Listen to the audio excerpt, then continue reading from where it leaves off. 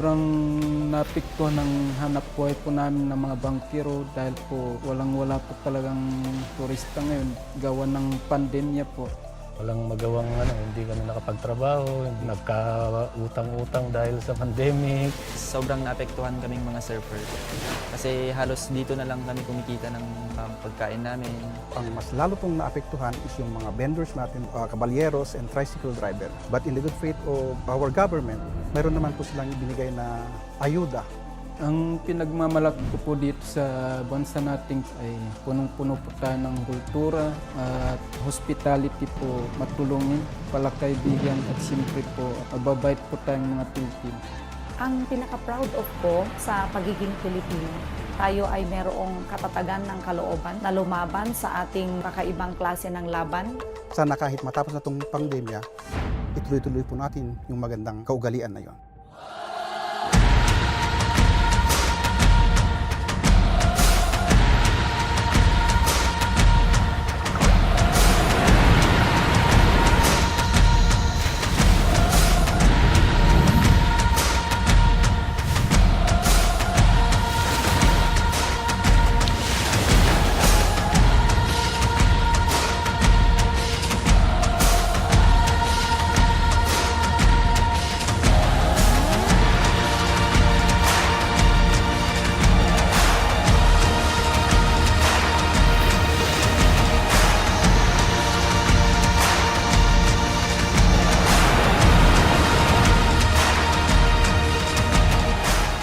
Pag natapos siguro itong pandemya na to, unti-unti muling sisiglang Pilipinas para sa turismo po.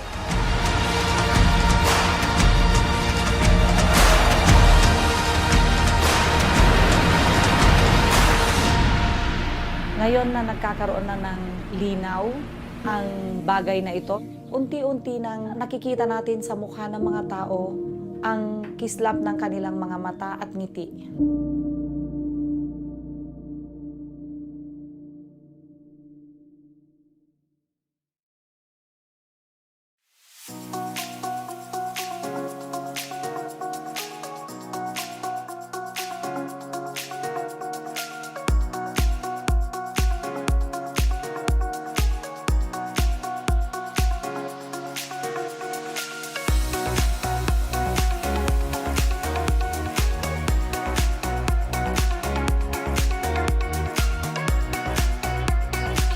What Zamboanga City represents is the identity of the Philippines.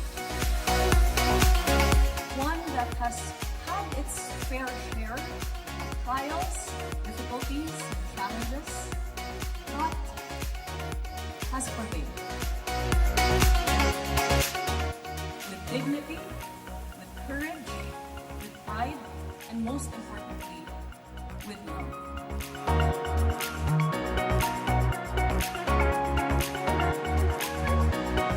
Daghan kaayong salamat for the love and the warmth with which I and our delegation this evening have been welcomed from start until tonight.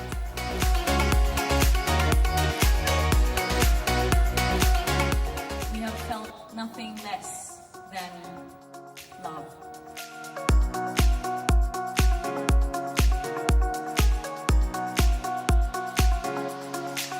The history and the culture and the food, you have to come and experience yourself.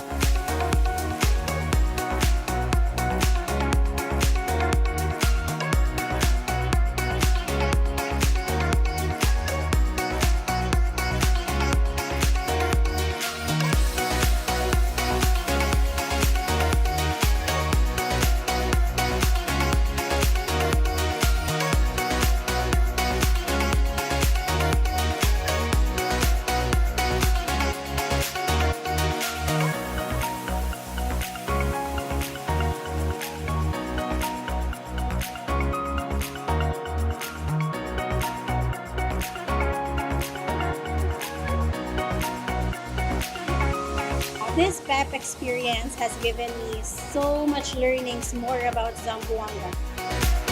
I love the people in Zamboanga. Everyone's so nice, everyone's so friendly, and it's such a good experience to be here.